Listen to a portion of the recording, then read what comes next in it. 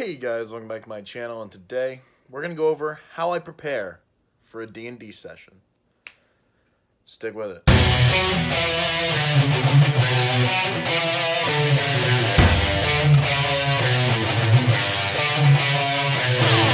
Guys, the first thing I usually do when it comes to preparing for a D&D session is I get my binder all put together. So over here in this section, I'll put any extra information or anything that I'll need.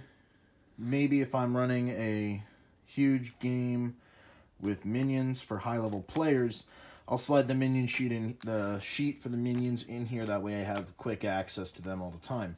This notebook is mainly just jotting down notes throughout the guy I play with, and that right there was the name of a character. And I just jot down notes, do health, initiatives for bad guys. Sometimes I'll do death saves and stuff.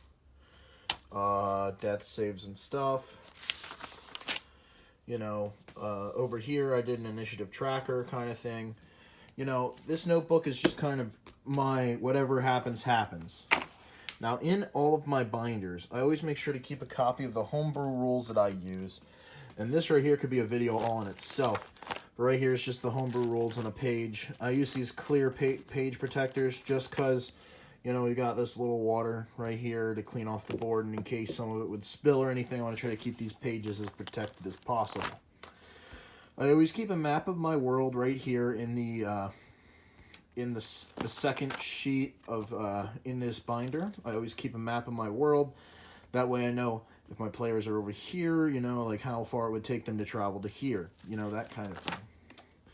I take notes. I leave my notes on the country that they're in currently, like the demographics, capital city, and I'll do. I'm gonna actually do videos on how I make these notes for my my countries, and then notes on cities. This is a kind of an abbreviated version of the city because their adventure is going to be taking place in the city, but there's not a whole lot in this city.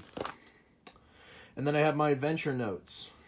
This is the first adventure I'm running with the group of 3 guys that are friends of mine. I was starting groups with them, so usually I'll have important things highlighted, bolded and underlined, like, okay, that's how many bad guys, like 5 cultists, that's how much they'll get for a reward, and stuff like this, like, oh, a swarm of rats, my riddles and puzzles and stuff. Sometimes if I have a magic, a special item, what you need, a prerequisite in order to use it. And then these are the encounter cards that I'll use. I pre-roll initiatives for the bad guys. That way it makes combat go faster. And then I have like these encounter cards, you know, all the stats for saving throws, skill proficiencies, initiative, you know, all the stuff that a player's character sheet would have, as well as their hit points, passive perception, features. So these are cultists. So the features dark devotion, advantage on saves against being charmed or frightened, and then their weapon right here, a plus to hit, and then how much damage it does, and then language is common, you know, and stuff like that. I have it for everything. So like same thing with the swarm of rats and the zombies right there.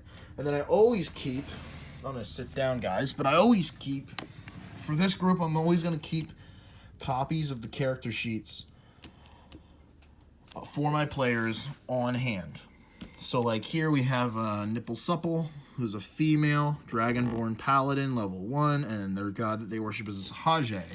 The background sage, lawful neutral, and that's Noah. And then of course he has his type of sage that he was. Then we have like Theon and all their information, just so that way it basically is for their backstory. And he was a scout, and his flaw is he made a mistake and killed a bunch of people by accident, and then their armor class, you know, it just lets me know things. Same thing here with Gebetto, the druid, the gnome druid, forest gnome druid, and then of course Theon was a Goliath paladin soldier. Gebetto is a forest gnome druid, charlatan, chaotic good. And that's the country that he came from, Valcorig. Over here, you know, like Marexa to Wagorli, so he went from Marexa to Wagorli. And that's where Theon found him, because Theon went from Oak to Wagorli. You know, stuff like that. Just kind of nice stuff. That way, if my players ever have a question on what an ability can do from their thing, like if, let's say that Dustin playing Gebetto here is, what's Gnome coming again? And then I can just say advantage on Intelligence, Wisdom, Charisma saving throws against magic. What is Natural Illusionist again? I can just tell him. And or if he has questions on what his spells do, here are his spells listed up. That way, if he has any questions, I can always help him with that. And that actually makes it really fun and easy for me to help do things. So, that right like that.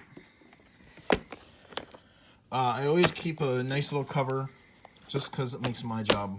I mean, it looks cool. It's kind of fun. A throwback to my first ever D&D character I ever made. I keep plenty of dice. Right now they're level 1 adventurers, so 2 sets of dice should be plenty. They're not fighting anything that does like an ogre that would do 2d8 damage. And if they were, I could just roll these 2d8s and wow, 1 and 1, and then I think the ogre's bonus is a 4. So right there, you got 6 damage done to you. That's what I keep over here. This is behind my screen. I keep my screen pretty much empty, really. I have this, that, the dice. I have the Dungeon Master screen right here. And this is the Dungeon Master screen reincarnated. I really like this one because of all the information it gives me. And, yeah, I just really think that's a great, I think this stuff is so, all this right here, I tend to use from here over the most, really. And then, of course, I always have a pencil back here for me, just for writing in the notebook or jotting down notes or anything. I have a marker and an eraser for the grid, and then I have this right here. So at the end of the night, at the end of the day, I just squirt off the grid and wipe it down. That way, keeping the grid in as best shape as possible. Now, if we look over at my player stations, we don't run minis a whole lot in my games. But this D4 right here is going to be Gebetto for the night, so right here. And then here are dice if he does not have his own. I always supply dice because these guys are new. And actually, this was the nice thing I did is I typed out, I copied from D&D Beyond the description of their spells. That way, if he says, I'm going to cast Minor Illusion, I forget what it does. And he can just, before his turn, he can read all this stuff to see what's going on with Minor Illusion, or if he wants to cast Healing Word, and he goes, oh, that's a bonus action. I'll cast that as my bonus action, but for my action, I'll cast Thunderwave. You know, whatever he wants to do as far as that is concerned. I typed that up for him, but they keep their own character sheets. I have copies of them just in case. And then, of course, that's where Dustin usually sits. So over here is where Todd usually sits. This D4 is going to be Todd for the night. As you notice, I always have pencils laid out for them. That way they can make a racing and stuff like that. And I have Noah set up here with his character for the night. As you may notice, I have a pile of stuff over there, but that's for a party we're having later this week. And then it just made a nice little stand for the Bluetooth speaker. I'll plug my phone into that speaker, and then that way we have some ambiance music. I just get off of YouTube and stuff for fun. Now, one thing I don't have right here, which I'll usually have, which I need to go get, speaking of it, is I have a deck of cards, and that's how I award inspiration. There'll be a video I'll do on that. Well, that'll be part of my Homebrew Rules video, but I'm going to go grab that now, and I think we're pretty much ready. The only thing I have left to do is I'm going to read over the adventure that I wrote one more time before they get here. That way, because right now it's 11 o'clock, they get here at 12, and that way then I am totally prepared for whatever they decide to do. Read up on the town's background and stuff, and kind of do that. I'm very improv in my way of DMing, so if you notice, my station's kind of pretty blank. Sometimes if I forgot to print out the notes or something, I'll have my computer here, instead, and then I'll just have this, like my computer, and then this, and then that'll subsequent for the binder. But it's all up to, you know, how I'm feeling. I want to have everything printed out. I just like that. I like feeling the paper between my fingers, and I think to them it looks more real than having just a giant computer screen sitting up here and behind the DM screen. I feel it makes me look more prepared, and I feel like I feel more prepared when I have everything printed out. So I'm going to grab that deck of cards, and then I should soon be ready to go. But there's one more thing I'm going to point out after I grab that deck of cards. Got the deck of cards out here, just a simple deck of cards, pretty plain looking for awarding inspiration. But one more thing I forgot to point out. Over here, I have Monster Manual, the Player's Handbook, Volo's Guide, Xanathar's, and the Dungeon Master's Guide. I always tell my players, if I come over here and grab the top book, which is always the Monster Manual, it's because I did not plan for what you guys have just done, and I have to make up stuff on the fly. So, I always tell them that just because it's always funny when I get up from the table and walk over here and grab the Monster Manual. So, the way I set up for my groups is pretty much the same for all of my groups. I have a same system. It's always done at this table. So I know exactly how my setup's going to be every time.